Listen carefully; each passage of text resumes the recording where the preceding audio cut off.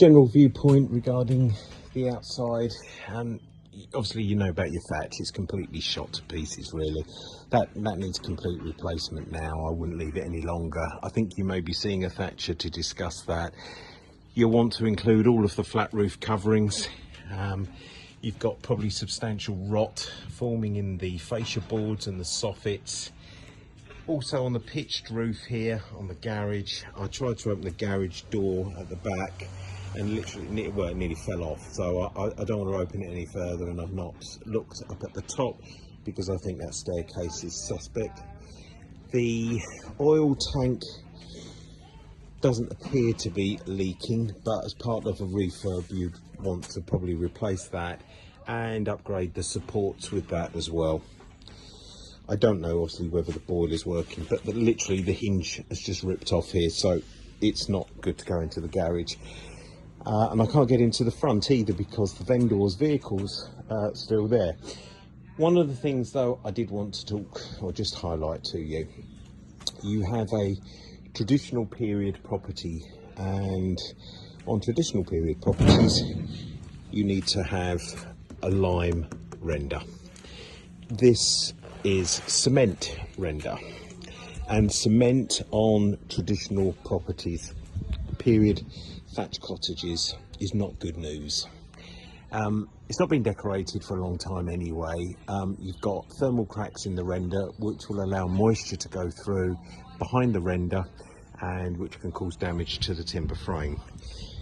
It's nice that they've got a drip line, which is brilliant because that deflects water, but the actual cement is holding any moisture that comes up through the ground, and it cannot escape through this way, so it goes the opposite way, or it sits underneath the timber frame or sole plate rather, and that is one of the other issues. You've got a boiler room here, single skin brick. It's not a problem, it's an outside building just for a boiler, but it's been sprayed with render.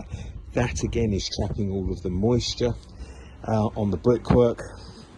No guttering system installed, so what you've got here is this problem. I mean, you'd have to just remove this paint and expose the decent bricks. I've looked at the windows, lots of rot, woodworm in places. You possibly could salvage some of them, but I don't think a lot of them. But one of the points here, so this is the kitchen. You can see this wall bows outwards here. So there's been some forward thrust pressure coming down from the roof, which is bowing this wall outwards.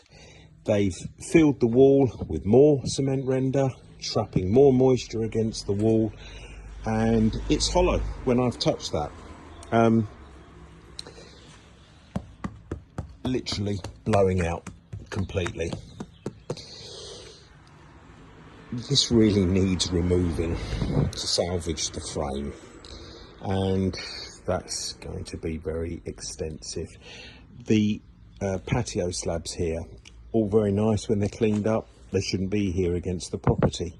There should be an evaporation zone, a shingle evaporation channel right the way through the whole property to stop any moisture, and really to collect the dripping coming down from the thatch, because that comes down and it splashes back. That's why you've got this green tide mark along here, which is all affecting that sole plate, and perfect environment for beetle attack and problems there. They've possibly even built something out through here because you've got this ridge. I've seen that before, where it's not underpinning, but it's to stabilise the wall, and that may be something to do with that. Obviously, I can't expose and dig in or gouge out the wall surface, but that's potentially what that relates to. This area is like a little utility room, I think, or off the side of the garage. Absolutely saturated with moisture on the wall surfaces. That could of course been caused by condensation when they were using a tumble dryer, I don't know, but it's pretty damp, and you can see movement cracks as well. It goes through into another section. I haven't been through there yet, but I want to show you, obviously you've got completely rotten window, and this is a situation elsewhere in the property. This is particularly bad here, but this potentially could be your timber frame. like that.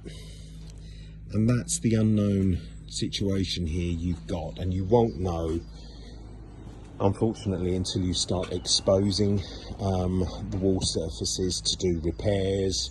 So it's going to be a rather unknown quantity.